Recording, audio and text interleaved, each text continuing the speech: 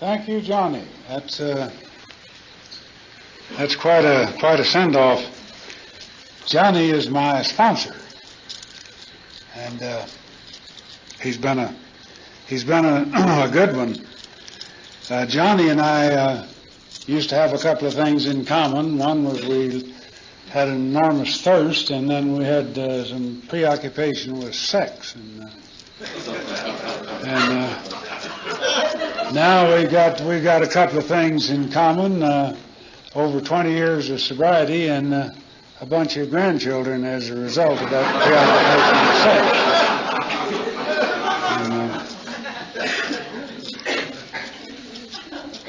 Here a while back, Pat and I kept two of our two boys of our son. We kept them a month one week, and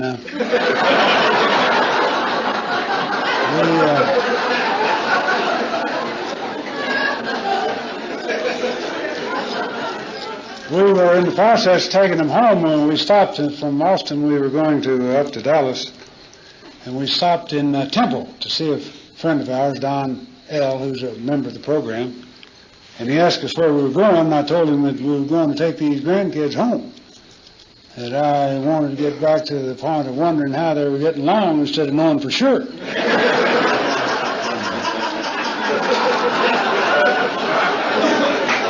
Johnny's been they've been riding herd on a couple of theirs, and so we can identify in the grandchildren department. We can identify in so many ways, Johnny and I can. He's been a great comfort and a source of strength to me for now over 20 years. Because I drank too much, too often, too long, I'm an alcoholic. My name's Jack. And because the program of Alcoholics Anonymous works one day at a time in my life, and because God does things for me through AA that I could never do for myself, I haven't had to drink since the 13th day of October, 1962. And I'm not proud of that at all, but I'm eternally grateful for the fact that I haven't had to drink. Thank you, Jim and Benoit and the committee for inviting us to be here. You'll hear my wife in the morning. You're going to hear by far the better half. And she tells a fantastically good story, and she's done the things that she talks about. And I so admire the Al-Anon for voluntarily doing the things that I'm prompted to do because I've got a death sentence hanging over my head. And that's the only reason that I do the things that I've had to do in order to stay sober, is because that death sentence always hangs over my head. But she, just because she wanted to get better than she was, has done the things that we've all done, taken the steps, and practiced these principles in all of our affairs. And she's quite a brave little gal. She's hurting pretty bad. She's got a bad back, and she just spent a week in the hospital a short time before we came up. And she's been a great source of strength and comfort to me during the past 20 years plus, and helping me stay sober, because she's gone the route the same as I have. I'd tried to make it on my own with no partner to walk by my side. Now I wish you'd stand up, Pat, and let them see who you are.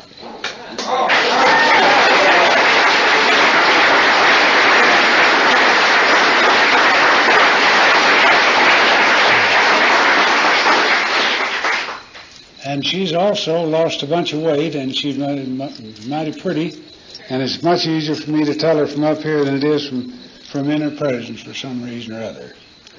But she's been on a diet with me, and I'm again losing weight at the doctor's suggestion, because apparently I have a little bit of high blood sugar, and here again I am prompted to do the very thing by reason of the fact that death he does voluntarily. So I stand in complete awe of the Al-Anon.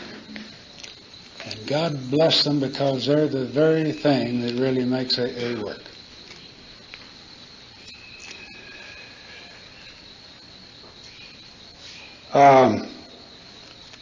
I haven't always been sick. I was well at one time in my life. It happened long about the time I was 8 or 9 years old, and I didn't get started on the process of getting sick until I was now on to 10 years old. And I did that by learning a whole lot of things that I would have been better off not to have ever learned. And because knowledge tends to puff up, and it made me begin to think of myself. But when I was 8 or 9, I liked folks. I was very cognizant of everyone's welfare, and I liked everyone else, and I didn't have to think about myself. I was not worried about myself. Everything seemed to be kind of going my way. And the more I seemed to worry about everybody else, the more everybody seemed to worry about me, and everything seemed to be going fine. And people would tell me things that might sound a little bit ridiculous, and I'd believe them. And then people began to tell me that, Jack, you're foolish. You're a very foolish boy. You have to realize that people will lie to you. They're going to take advantage of you. And some of the charm went out of my life. I didn't like that. I liked the idea of just believing wholeheartedly what anybody said, trusting absolutely without any mental reservation or secret evasion of mind or anything, just being enamored with life. And I've thought back on those times and wondered how I was hurt by people lying to me, or maybe breaking a trust. And I can't for the life of me figure out how that people hurt me by doing that, so long as I believed in them. It was only when I began to cease to believe in people and I learned unspiritual truths. I think when I was 8 or 9 years old, I was living a spiritual life. And I think when I began to get away from the spiritual life, I began to adopt the very things that is the basic reason for this meeting here, is the spiritual life is not a theory, we have to live it. And there I was living it back at the time I was 8 or 9, and yet people with better minds than me, with more information than I had, told me I was foolish. And now through the process of AA, I've had to come back to the point of trying my very best to go back and approach the condition that I lived at the time that I was 8 or 9. And the closer that I get to it, the more comfort and peace and serenity it brought into my life. And how all of these things came about is a story that I am going to try to relate to you. We don't instantaneously change our minds except in faced with a crisis. We don't enthusiastically adopt a change in attitude just instantaneously unless it's a real crisis. There was this guy by the name of Pritchett who was a railroad depot agent, and he was at the end of the line of this railroad, and one time the president and vice president of the road came down to spend the weekend and do some hunting at the end of the track. And it was in January and it was cold. And so the vice president decided he'd go down and see the train come in and be turned around and go back and kind of observe what went on at the end of the track. So he did, and he went down there, and there was a bunch of passengers sitting in the waiting room, and they were all shivering. It's cold. There was no fire in the stove. And this vice president could hear the clack of the telegraph key back in the back, and he went back and said, Pritchett said, why don't you get up there and build these folks a fire? Said, they're cold. And Mr. Pritchett didn't even pause. He said, I'm too damn busy sending telegrams to build no fire. Oh, well, then send this telegram. So this vice president sat down and wrote out a telegram and handed it over to Pritchett and went back into the waiting room. About this time, Pritchett busted through the back door, had kindling and stuff in his pocket, and had a coal scuttle in his hand, and he was heading to the stove. So the vice president asked him, said, "Pritchett, did you send that telegram?" He says, "I'm too damn busy building fires to send no telegram." But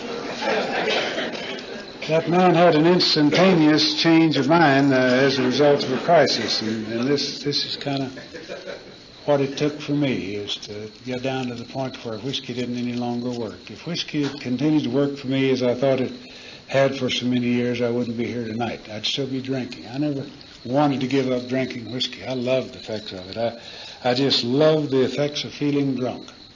That was a blissful feeling to me. I could take one drink of whiskey and all worries in the world passed away, and I felt so comfortable and serene and so forth, and so devilishly smart, handsome, and everything else. Everything was working when I took a drink or so of whiskey.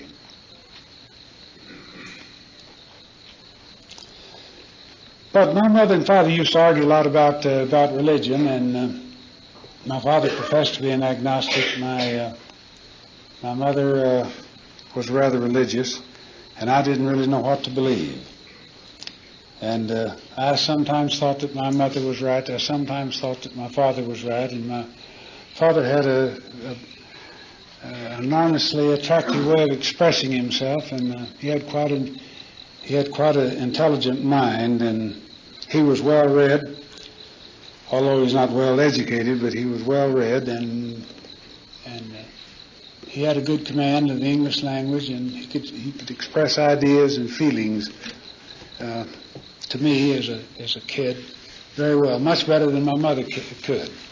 He had a rather soft voice and a pleasant demeanor, and my mother kind of tended to be a little bit on the shrill side, particularly when she became emotional or excited about something, and consequently I kind of leaned to my dad because I liked the way his voice came through to me and kind of caressed me, whereas my mother seemed to kind of aggravate me and set me on edge a little bit. And so this had something to do with the way I thought. But I basically really thought that my mother probably, if the truth were known, was right.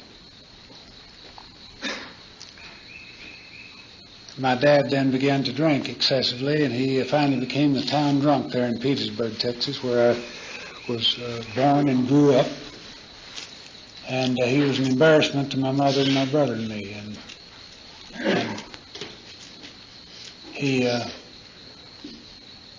we were ashamed of him. I so desperately wanted to fit in somewhere, and I wanted to fit into the group of my peers there in Petersburg. And while I felt a little bit wrong about it, when they would make fun of my father, I would join with them, and I would make fun of him also. And I laughed at old Lib. And I used to talk to him, and I'd curse him, and I'd say things that I've been very ashamed of, although I've had an opportunity to make amends to him, but they still hurt to remember back and kind of relive, as I'm trying to do now, this thing that I went through. But I wanted also to fit in with my peers, more so, I suppose, than I did to fit in with my father,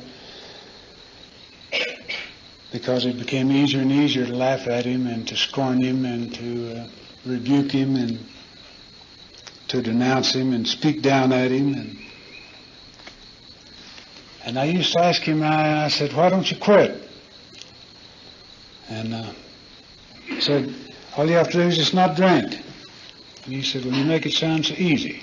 I said, "It is. All you got to do is just put the plug in the jug." And he said, "I wish it were as simple as that." And of course, he wasn't capable of explaining to me what was wrong, because he was what was wrong. It wasn't the fact that anything was wrong with the family. My mother had other thoughts. I think she sometimes thought she was wrong because my father heaped condemnation on her, I think, in order to protect himself, as so many of us did. But I swore then that if I ever drank, and I had done a little bit of drinking with my father, which with impunity because nothing really happened, I never did feel anything from drinking. I was to later on feel something from drinking. But then the situation, when I was about 16, the situation happened which convinced me that my father had been right and my mother had been wrong. But there was a preacher there, a preacher in the city of Petersburg that had been having some illicit relations with one of the town ladies that I knew about, and I'd really never given it any particular thought up until the time that he struck me in front of the bank building there in Petersburg and told me, and when I was with a group of my friends, that said, "Jack, you would be a very good boy if you would just come to church." And that was the first time in my life that I'd ever hated anybody, but I hated that man at that point in time. And I knew instantly that my father was right. The church people really weren't to be trusted. My father had told me that. He said, anybody that's a staunch church member is going there for an illicit purpose. They're not going there to become better. They're going there to hide things from the public. They'll cheat you in a horse trade on Monday. So I adopted the beliefs that I'd heard my father espouse, and I didn't want to have anything to do with church people, and I denounced them at every opportunity. And preachers I openly despised, and I wanted nothing to do with any of them. And that lasted for many, many, many years.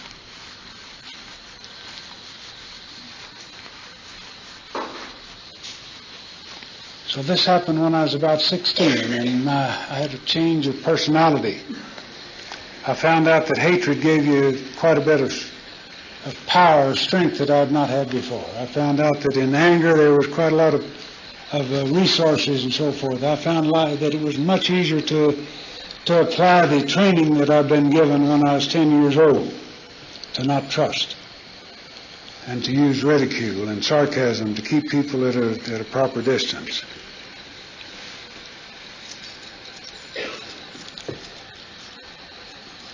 And my life became more complicated, and as it became more complicated, it became less satisfactory. And then when I drank, my life then was more satisfactory and less complicated. So I drank to change the way I felt. And when I took some drinks when I was 16 years old, the magic started, and I really loved it. So much so that by 18, I was told by a doctor that I had an alcoholic heart, and that I wouldn't live more than 6 months if I didn't quit drinking. So I quit drinking there for a month during 1938, and up until the time that they were having a street dance down there in Petersburg, and it was July the 4th, and I remember Bunch and Madeline sitting out in the audience were there in Petersburg, and they were two of the ones out there dancing, having a very good time, and a couple of their brothers and a couple of Bunch's brothers and their wives were also out there. And I remember another guy by the name of Alf Scarborough, who's not an alcoholic, but he was about 6'5", and he sweat like a monster, but boy, he was a dancing dude. And I looked at all those folks, and they were having a good time, you know, and I'd see them cut out around the back of the car and come back with a big old pasty grin on their face. And I thought, now, by gosh, that's living. What I'm doing here ain't doing anything but just surviving. And if this is living, then I don't want to get on with it now. So I went and got me some whiskey, and I drank. I don't know what happened, but I didn't die. I didn't get to be an invalid. I didn't do anything for within 6 months, but I continued to drink, and I remember that I thought, what a great reprieve. I can live again now. Went into the Army, had a lot of trouble. Came up here to Fort Sill, Oklahoma in January 1942. It was cold. once I was went over to the beer hall and drank a bunch of beer, and we were sleeping in preamble tents. When I got back to the tent, I thought, by golly, I ought to go to the bathroom. But I decided against it, and when I woke up the next morning, I realized I'd made a bad decision. And so things happened to me here in Fort Sill, a little bit of drinking. This was just the price that you paid for the drinking, and I was willing to pay it. It wasn't very much of a price to pay for the fun that I had, or that I perceived that I was having, and the peace of mind and tranquility that drinking brought into my life. And one time over in Germany, we were fighting a war, and I got drunk about 8 o'clock one morning off of something. I don't know what it was, but it worked. And that night I woke up, somebody was shaking me. And I woke up and I could hear this grunting, and it sounded strangely like hogs. And sure enough, that's what it was. I'd been asleep in the hog pen there, and the guy got me up to go and appear before the captain. I was a lieutenant at that time in the infantry. And so I walked in there. I had a match in my mouth and a cigarette in hand. I was trying my best to light up that cigarette. And he told me I was drunk, and of course I denied that, just hands down. There wasn't anything wrong with me. I was just tired, because after all, we'd been fighting war all day, and I didn't have the slightest idea what we'd been doing all day, because it was about 11 o'clock at night, and I didn't remember anything since 8 o'clock that morning. But we had been fighting war all day long, and I was completely oblivious of it. That should shake people up, and I guess it did me, but I don't remember it very well. I don't remember it shaking me up. Next time I got an opportunity to drink, I drank, because I wanted to change up the way I felt. I just didn't ever like the way I felt about life. I didn't like the way I felt about people. I liked the way I felt about life. I liked the way I felt about people when I was drinking. Sobriety was my enemy. Drunkenness was a friend. And I loved it. And I'll say again, I'd still be doing it if it worked like it did at one time. If it worked even as well as it did then, I'd still be doing it. When I got home, Pat and I started going out together, and I kind of had a premonition that something was fixing to happen. And sure enough, I told her, I said, now, Pat, there's two things I like to do. I like to work and I like to drink. I only lied about one of those. I didn't really like to work. I just had to afford to be able to drink the way I wanted to. But I even thought at that time that I liked to work. But I said, now, if you think you can take part in something like that, well, let's get on with this married. And she thought she could, so I got me a 19-year-old to train. And I trained her well in how to drink. The first we drank in Petersburg. We turned up the bottle and followed it with a drink of Coke. And that was real sophisticated drinking, and that's what we knew over there at Petersburg, Texas. And I know the first time we went over to New Mexico, and we went into a bar where they had ready-mix drinks, you know, and so she ordered a drink. She probably will tell you about it, I don't know. But since I've already started, I guess I just well finish it up. But she ordered a drink, and he asked her if she wanted it mixed or if she wanted it on the side. Well, she decided she wanted it on the side, so he brought her a glass of 7-Up and a jigger of whiskey. And she poured the jigger of whiskey in the 7-Up, and I said, why didn't you order a highball? She didn't really know what that was. She said, well, you know, said, you have to watch these bartenders, so they don't always just give you a full jigger. But that's the first kind of inclination I had that she might sometime have a drinking problem. And I think if I could have held out 2 more weeks, that she might have come in on the alcoholic side with me, because she was doing a pretty good job of drinking, and she didn't much like sobriety when I first got sober either. She liked me sober, but she wanted everything to go back like it used to be. It can't ever go back like that. we moved down to Houston. That was a good drinking arrangement because I went to work for a firm of insurance firm traveling all over the United States, and that was a beautiful job on expense account, and drinking was a part of it. And I had some problems along the way, but none of these were insurmountable. None of them gave me pause more than for a short period of time to think about the fact that I might have a problem drinking. I know one happened. I was out in Phoenix, Arizona, coming back from about a 3-week trip that I'd started out, and I was staying in the Westwood Hotel, and I got back to the hotel about midnight, and we'd been drinking all night long, and I was pretty drunk, and I went to bed, and I don't really know what transpired then for a while until I woke up out in the hall. I heard the door slam, and it kind of brought me to, and I suddenly realized it was my door. And I looked up and down the hall, and it was bare, and I looked down, and I was too.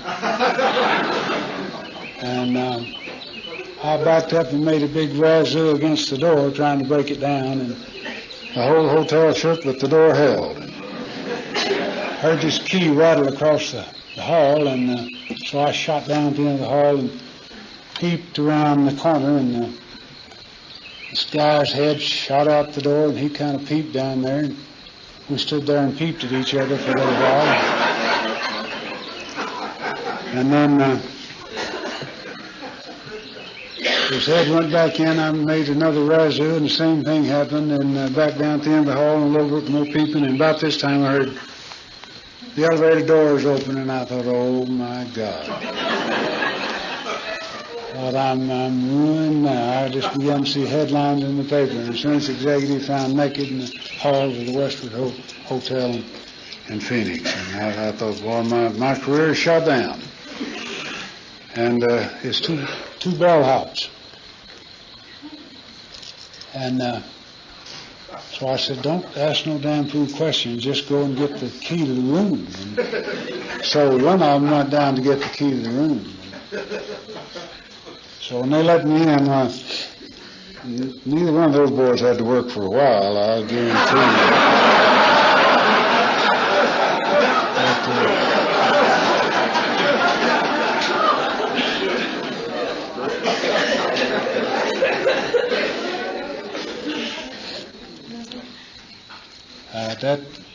That did worry me, and I didn't drink a drop for 2 days.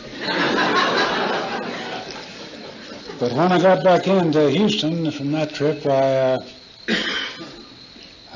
couldn't stand up. I was kind of down in my back, and so I went to the doctor, and he said, well, I don't know whether you've ever seen anybody with cirrhosis of the liver or not, but my advice to you is never drink another drop. So I quit for a year. During August of 1956, up until the time that I went down a boat trip to represent the firm on a trip that had a bunch of visiting firemen in the city of Houston, and so a nurse there on the boat asked me, said, "You're drinking coffee." I said, "Why aren't you drinking whiskey?" And I said, "Well, the doctor told me that I better not do that anymore." She asked me who the doctor was, and I told her, and she said, "Well, you ought to go see my doctor." And I said, "Who's your doctor?" She told me who her doctor was, and the fact that he was a diagnostician, and so I went to see her doctor, and he asked me, "How much whiskey do you drink?" And I told him, honestly. He said, "Well, that's lots of whiskey." But he said, "I'll tell you what, I've never seen anybody die with cirrhosis of the liver that ate properly." And then he went ahead to tell me a whole bunch of stuff that I never did hear any of, because I'd already got the very answer that I wanted, and that was that it was safe to drink so long as I ate. So I went and called the office and told them I wouldn't be in that day, and went and got me some whiskey, and then went to a restaurant and ate a good meal and got drunk. And so I didn't have any more sobriety up until August of 1962. But I didn't die of cirrhosis of the liver. I don't know why. Perhaps I did. But 1962, Pat was making noises about leaving and so forth, and really and truly I had been wondering for some time myself. I'd asked myself, looked myself in the mirror and asked myself when I was going to quit. And I think maybe tomorrow, maybe tomorrow I'm going to wake up and things will be different and I just won't have to drink. But I knew I had to drink that day. And this happened day after day after day. I was a daily drinker. And so the time came and I stayed sober for the 8 days, and I finally asked Pat, I said, how long does this damn drought last?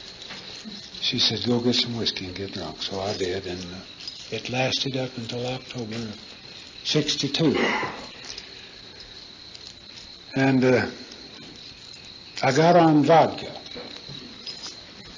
And that, I'd never had any experience on vodka. I'd always been a whiskey drinker. And it's my opinion that if we can just keep them damn Russians drinking vodka, we kind of got things in hand with them, obviously.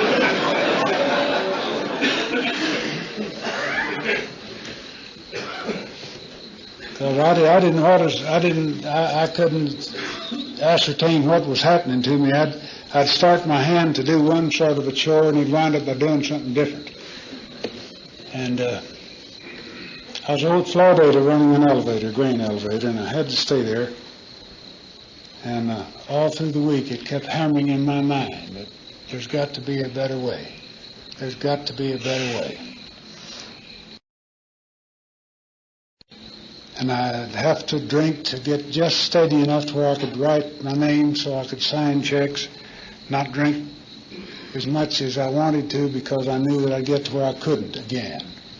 And it's a very delicate time, and I know that it occurred to me over and over and over and over as I kept seeing my life pass before me, it was never going to get better. It was always just going to get worse. And I knew then what I had to do. And I went to Petersburg on Saturday afternoon and told my dad, I said, Pop, I got to have help. He said, what's wrong? I said, I got to have help to quit drinking. He said, well, let's go in and tell your mother. So we walked into the house, and he said, Ann, guess what? And my mother said, I haven't the faintest idea. And my dad said, our son's an alcoholic. My mother said, thank God. And that day, my father had been sober for exactly 14 years, 6 months in the program of Alcoholics Anonymous. And all of the time that I told myself that if I ever drank like my father, if I ever became an embarrassment to my children and to my wife, I certainly would not drink again. And I had no more ability to control what I did than my father had. My kids got to the point where when I came about, they didn't want to be there. They left home whenever I came in, or they went to their rooms. And I saw it. I wasn't oblivious to what was going on, and yet I couldn't do anything about it. And I still can't really do anything about drinking because that's a choice that I lost somewhere along the way. I know that I'm an alcoholic, and the choice has already been made for me that I'll drink again unless day by day I maintain a certain degree of spiritual condition. And that's the promise that I have. That's the salvation that's mine if I want to take it, if I want to continue to ask God's help each morning. But, coming into AA, Johnny said I hit the ground running, and I did hit the ground running to meetings. We went to about 6 or 7 every day. But I still had this God hang up, and my father gave me the big book of AA, and I read over the point where he gets the first time that you run into God, and that isn't very far in the book. And you can't read many paragraphs, about it being a self-help program. It's all together that we're dependent upon something outside of ourselves. But I had this hang-up because I didn't want any part of God. I didn't want any part of people that had part of God, and I was harkening back to my old deal of the religiosity, and I didn't want any part of that. And so I fought against it, and I didn't read the big book, but I did go to meetings. We talked to a lot of AA, went to each other's house. Pat and I would get up at midnight at night, and I would go over to the cafe and we'd drink coffee. And my car always turned to seem like go down to the strip, to the place to buy whiskey, but I always recovered and we'd go to a place to get coffee. I was Dickie. Nothing really changed about my life. None of the feelings that I had really changed, although I worked on them. I really tried to bring about a change in my life, and I had no success. And then my sponsor, at the behest of his sponsor, he went to a spiritual conference one time, and my sponsor and my wife began to work on me. And when your sponsor and your wife team up on you, you just well go ahead and surrender quick, because you're fixing to lose the battle. So they took me down to Brownwood, and lo and behold, to add insult to injury, there was a Baptist preacher on the program. I thought, oh my God, they're fixing to ruin AA right now. And it was a fellow by the name of DeFore, John DeFore, from out of Waco, Texas, and he was a Baptist preacher at that time, and he'd been on a lot of 12-step calls with a lot of alcoholics in Waco and other places, working with people who were drunk. He kind of knew what he was talking about. But I didn't like the idea of him being there. I didn't like the idea of him being on the program. I did enjoy the fellow who introduced him. And then John said, he said some magical words. He said some things that's destined to get the attention of an egotistical man that I was, and tend to be yet.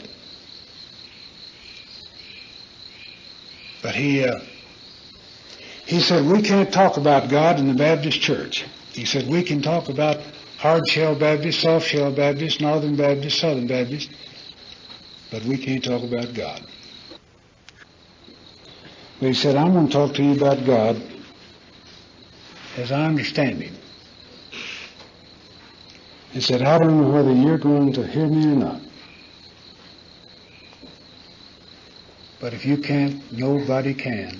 And I thought, at least, old buddy, you know the superior type of folks you're addressing here tonight. And I began to kind of perk up and listen to the man. And he told a story about having tried to run away from God.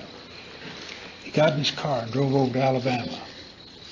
And that's what he meant to do, was take a job over there from a friend of his. And the friend sent him back. Told him, said, you haven't gotten away from God. Said he's here in Alabama just like he is over in Texas. He told him to go back and do the things he was supposed to do. So John turned around and came back to Texas. Continued to do the things he's supposed to do. And I'm sure he's doing the things he's supposed to do now, because he's got a counseling service. But when he began to talk about God, it kind of began to chip away a little bit at the wall I'd built up. But he said God is in you and in the person next to you. And he said, if you've been forgiven by another person, you've been forgiven by God. And these things kind of made a little bit of sense to me. Just by that thing about God being in you and the person next to you. Because in the war, I think all of us that had an occasion to be in the war saw acts of heroism that were far beyond the individual's capacity to muster that kind of courage or self-sacrifice. When it gets down to the point where a person throws his life away for the benefit of buddies, it's not some long drawn-out calculation that he's made. It's not some conclusion that he's reached throughout the process of using logic or reason.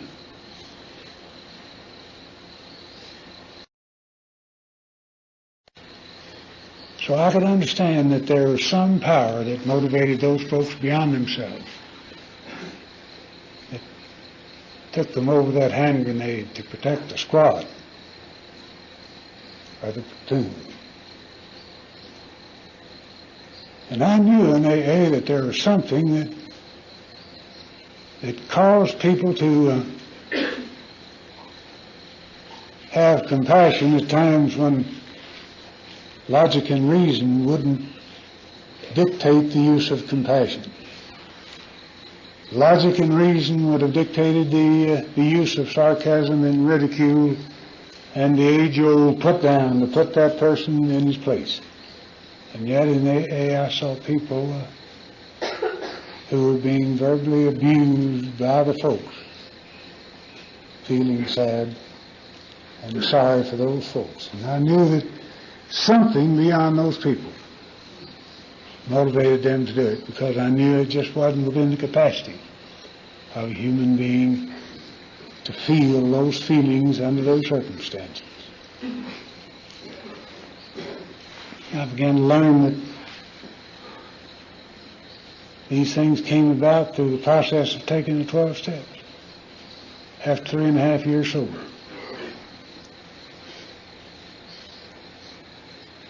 I came to find out that it really isn't a self-help program, that the only help that we're going to get is that's so magnanimously bestowed upon us by other folks and by God Himself. And when I left that Brownwood conference, I resolved to do one thing. I resolved to read the big book of Alcoholics Anonymous and to do the things that it called for and to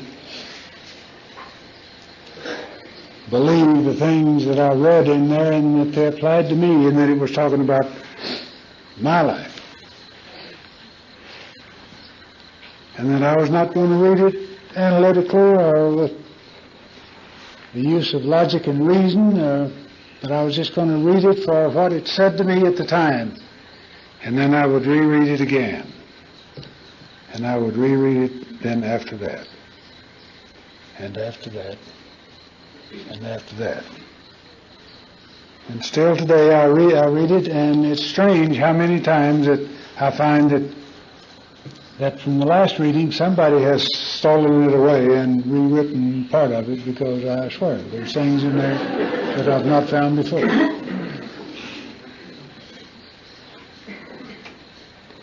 I don't claim to have mastered the big book of Alcoholics Anonymous by any means, but I have read it many, many times with absolute utter fascination and with absolute awe and with the real belief that people who put the pen to that were inspired people that knew all of the inner workings of the alcoholic, because it's not had to be touched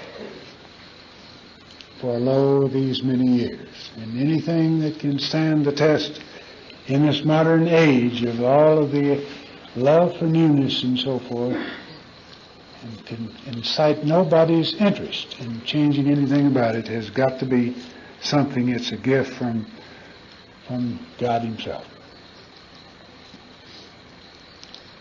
And I really believe that it is.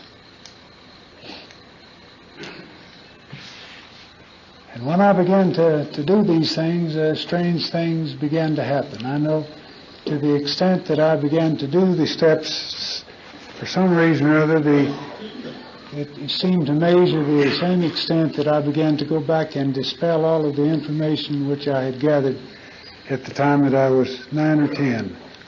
And it seemed as almost one suggestion after another was met head-on by AA, and the thought was dispelled that It's not bad to trust. It's not bad to believe.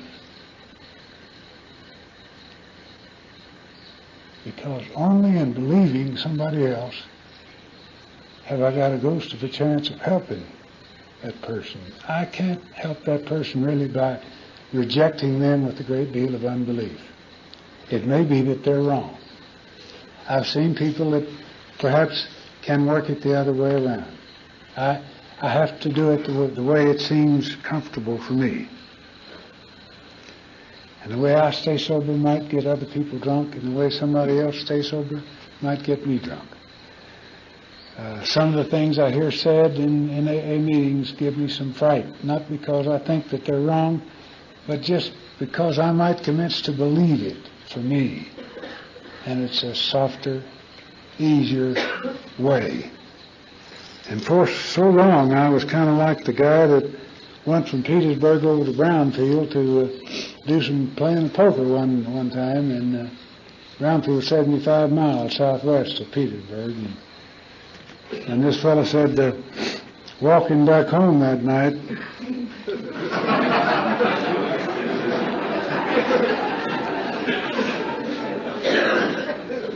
he said, I came to this long trestle, and he said it was long, and said it was dark. And I got about halfway across it, and he said, a train was bearing down on me, and said, I couldn't go forward, I couldn't go backwards. Said, I just did the only thing that I knew to do.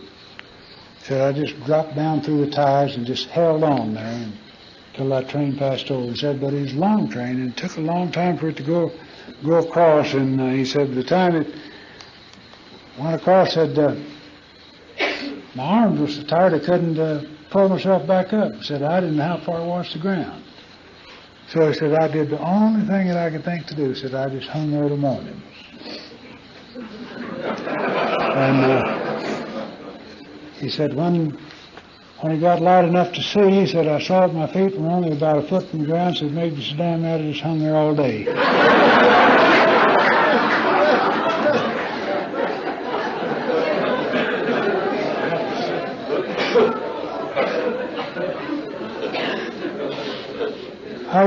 I used to hang on to old ideas, and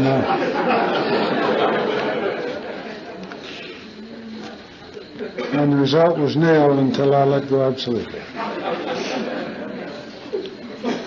And there's two things about the set one that really come to impress me, and I can't quote them exactly, but they have the gist something like this: that we find that our admissions of powerlessness can become the bedrock upon which a happy and useful life may be built.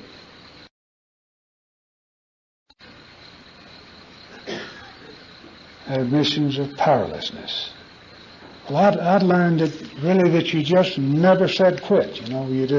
You always geared up to do better. And when you got up in the morning, you thrust your feet into the boots, and you rose up on your haunches, and you said, I can whip the world. Boy, I did that to complete discord for years and years and years. I got up and geared up to do battle every day, and I lost them hands down. This told me what I used to feel like back at the time when I was 8 or 9. Back at the time when I was so comfortable with everybody, because I wasn't preoccupied with self. I wasn't preoccupied with going out and whipping anything. I was just so enamored with the world. And the other thing it says is that the principle that we will find no enduring strength until we first admit complete defeat is the taproot on which our society has grown and flowered. Now here we've got the bedrock upon which a thing sits, and then we've got the taproot which feeds it. Both are admissions of powerlessness. And the principle is that principle which we have to practice in all of our affairs in step 12. And So I have to transfer that principle that I'll find no enduring strength until I first admit complete defeat has got to become the principle that I utilize in the practice of step 12 in all my affairs. And it's kept me from trying to run the thing alone for many times up until the time that I run into brutal disappointment and realize that I can't. And then have to get down and surrender it to God. And one time I was 9 years sober. I went to Kansas to a conference. Clancy I was there. Clancy spent some time with me kindly one Saturday afternoon because I had a dilemma. And it was like a power. And I asked Clancy about it. I explained the whole situation to him. I said, Clancy, tell me, what the heck am I doing wrong? He said, I think that I probably might help, but he said, I know a man for sure who can. Because he said a good friend of mine and a good friend of yours in California has had a similar experience. I was trying to get out from a business in which I had grown completely uncomfortable. I felt like people were freezing me in there into this business, and I had lost all contact with a higher power concerning this. So he called up, went back to his room, and he called Chuck C. and explained to Chuck the fact that I wanted to talk to him. And I briefly expressed to Chuck what my problem was, and Chuck said, I understand. He said, I can identify with what you have said. And he said, let me tell you what helped me. He said, I was driving when I was 11 years sober. And he said, I had gone out and gotten in my car with the express purpose of resolving a problem or else getting drunk. And he said, I was afraid of what I was going to do. And he said, from somewhere, these words came to me. The measure of my anxiety was the measure of my distance from God. And I said, Chuck, you've just answered my question. And I got down on my knees and took the first 3 steps right then. The next morning, Clancy, we'd been downtown that afternoon. He'd bought some trinkets for his wife and for his grandchildren. And he was missing them the next morning. And so he said, I'm packing up. He said, now give me my deals. I said, Clancy, I don't have them. So he went on back, and a little bit he came back. He said, I said, really? He said, I haven't got time to play games. He said, give me my deal so I can go ahead and pack. And I said, Clancy, I'm serious. I really don't have them. He said, well, I hate to go home without them. And I said, I bought those for my grandkids. So I said, well, let's go back downtown. Maybe that store might be open. So we went downtown, and as we drove up, the manager was just opening up the store. He had come down just for a moment for something. We walked in, and Clancy said, I was in here yesterday and made a purchase, said, but I'd made a purchase across the street, and I wonder if I might have left a little package here in your store. The man said, I don't know, but said, we can see. He looked down under the counter and said, do you see it down there? And Clancy said, yes, in that black sack. That's it. So the man gave it to him, and on the way out I said, it's real strange, isn't it, how AA works? He said, yes, it really is. But he said, it's not the way you're thinking about. I said, what do you mean? He said, when you go back and the trinket isn't there and you don't have to drink, that's when you know AA is working. And I thought, that's so true. I began to look at the things that the gifts that we get, and but so much things are not really that way. It's the things that set us back on our haunches, and yet we don't have to drink when we have absolutely no choice at all as to whether we drink or not. It disturbs me when people get up and say, I had a choice this morning as to whether I drank or not, because I know I didn't. I didn't have any choice whether I drank or not. I'm an alcoholic. My natural state is drunk, and I really did love it. I really did love being drunk.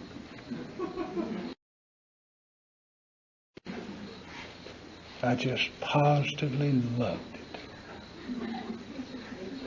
And I'd be that way today if it still worked. Don't let me kid you one iota. I loved being drunk. Ooh, I did love it. God, I can just feel my muscles relaxing right now.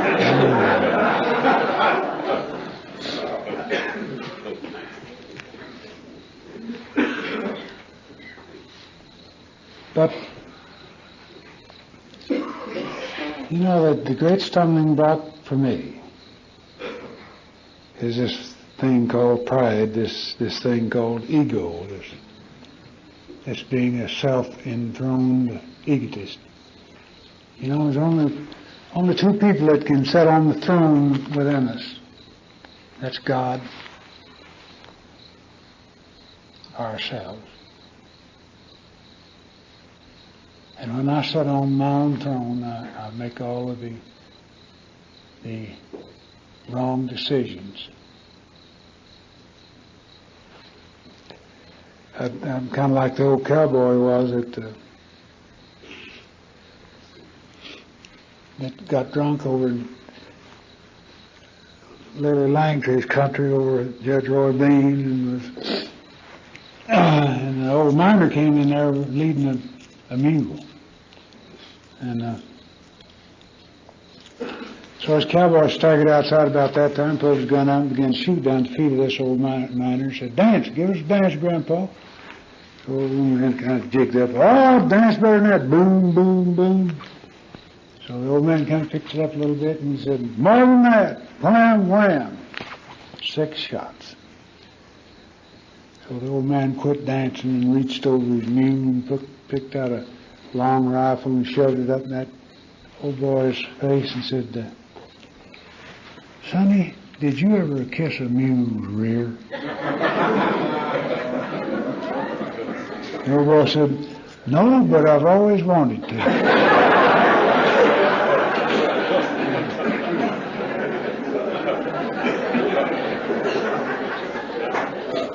I was about like that cowboy. I made a heck of a lot of bad decisions and so forth.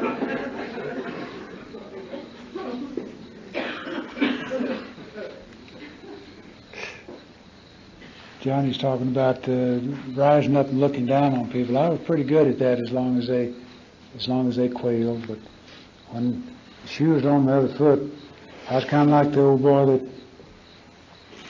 that was in the bar out west, and a fellow came and painted his horse green while he was in there drinking, and he came to, and there his horse was painted green. And boy, he was raising all the miners of Cain, and he was going to kill the man that did that, and so forth. If you just point him out to him, just point him out, he was going to really fix him up. So he said, "I sure do want to talk to that man." He said, "I want to tell him plenty." So the old boy got up over there. He was about 6'6", and had a couple of pistols on. He said, "I painted your horse green." He said, "What do you got to say to me?" He said, "I just wanted to tell you that the first coat's dry.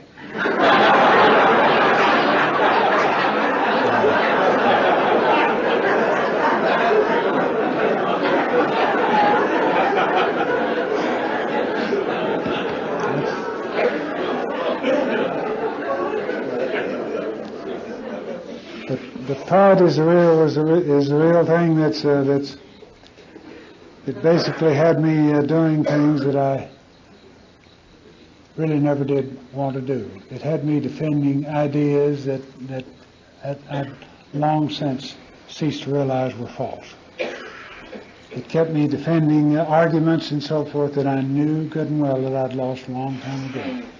Yet my pride just would not let go. It created a great lot of discomfort in me, but yet at the same time it's something I couldn't seem to do without.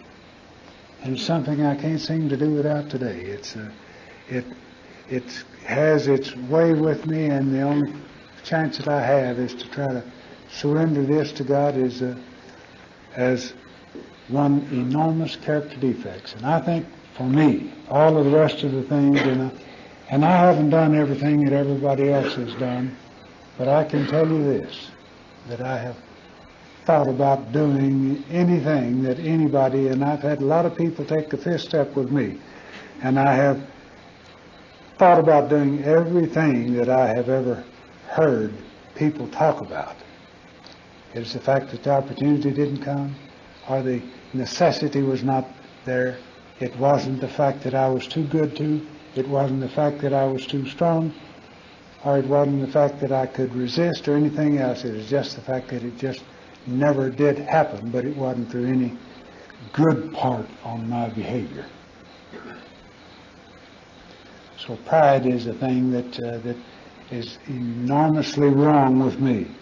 I think it is the defect of character which far exceeds all of the rest of the stuff, the thievery, or any of the sexual deviations, or anything else that a person can become involved in, and which I did become involved in, and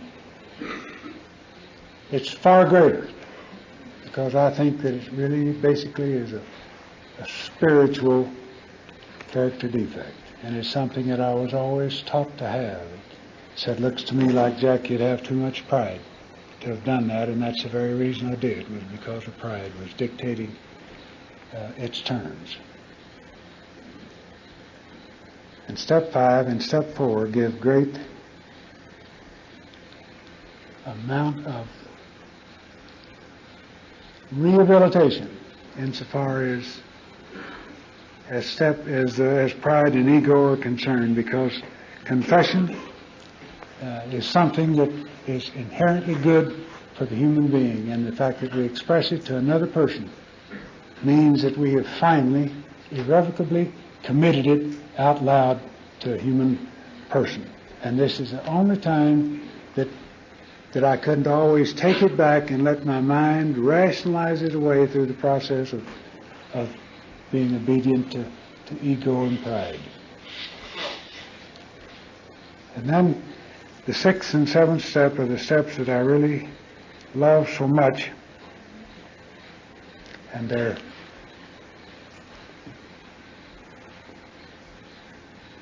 because it said these are the steps that separate the men from the boys.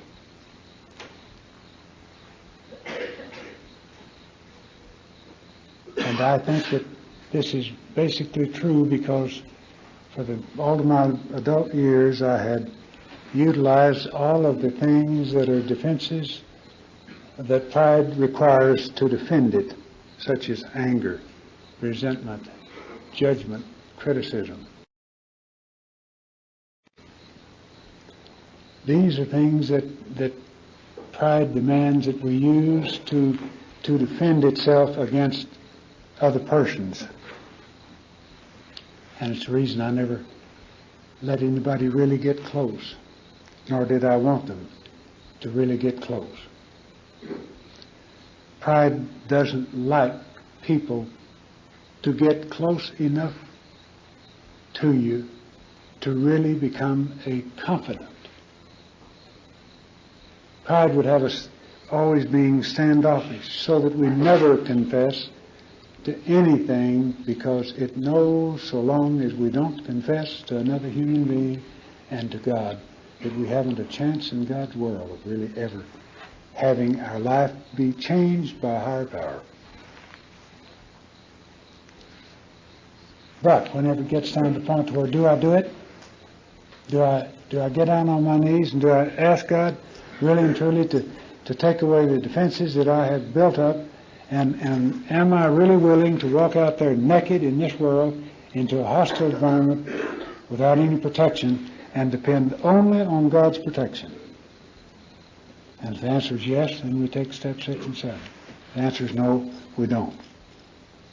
And I've taken step 6 and 7 many, many times, and I continue to have to do it because I'm not really sure that I'm ever going to get rid of the character defects. But one thing has worked for me, and it's worked wonderfully well, and that has been sometimes eliminating the need to utilize these instruments of torture for the other person in defense of itself, in defense of pride. Sometimes when people now put upon me, I can feel compassion, as I've seen other people do.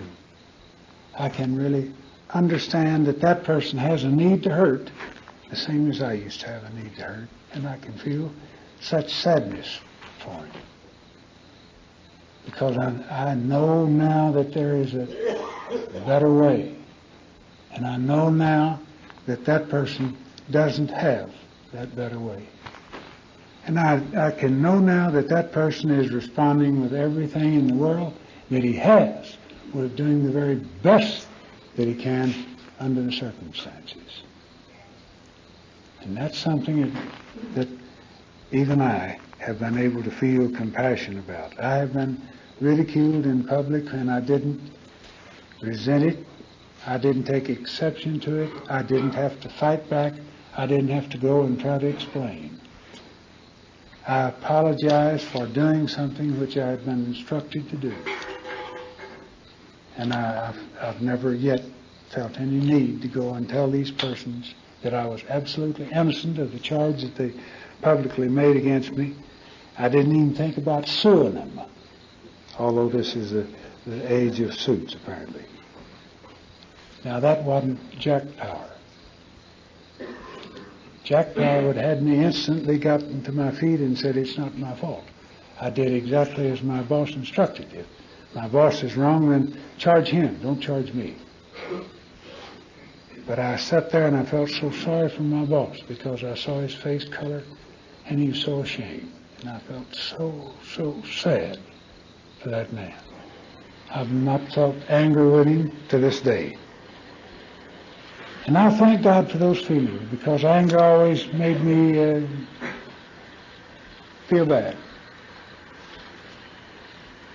These are blessings that have come my way just by doing a few simple things that calls for in AA. And a good friend of all of ours who's died, but he made a talk one time at Longview, and I heard it, and it was one of the most beautiful talks I've ever heard. His name was Burton, and he said, if you don't think AA worked for you, try it. And if you don't think God will help you, ask Him. Thank you very much.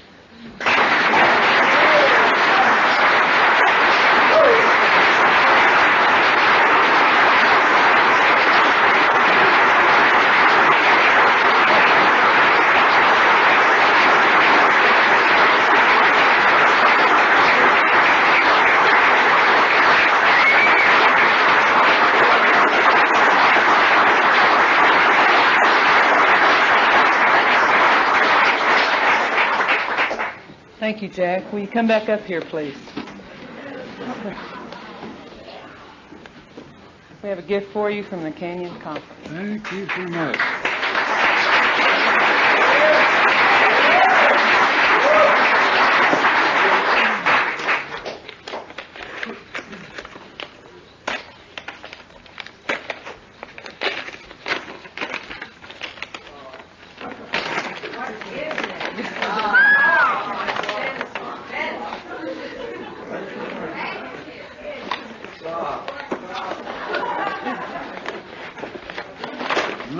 Absolutely.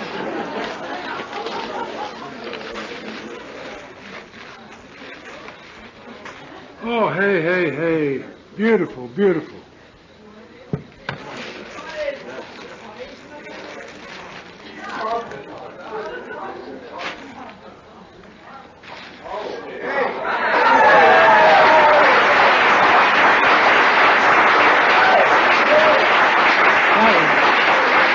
If I was just right, I'd be in business, wouldn't I? Thank you so much.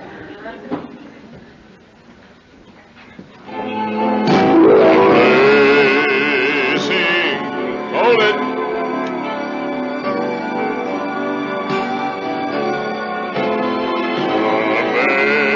Amazing grace, how sweet the sound that saved a wretch like me. I once was lost, but now am found. Was blind, but now I see.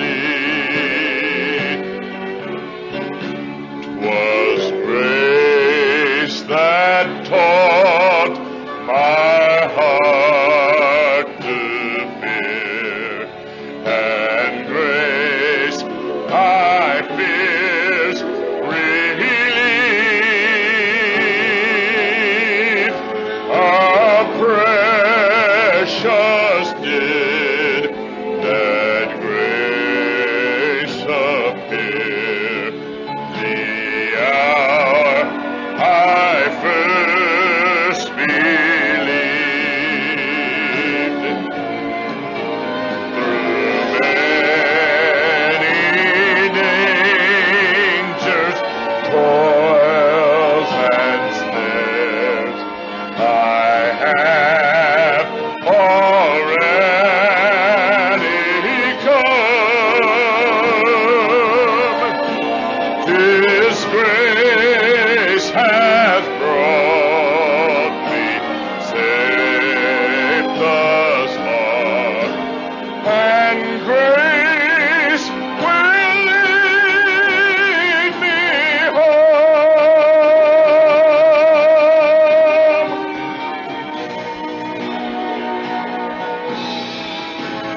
When we've been there 10,000 years, bright shining as the sun, we've no less days to sing God's praise than when we first begun.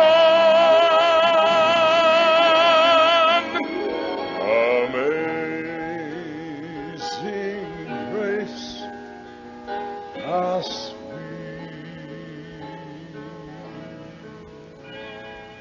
the sound.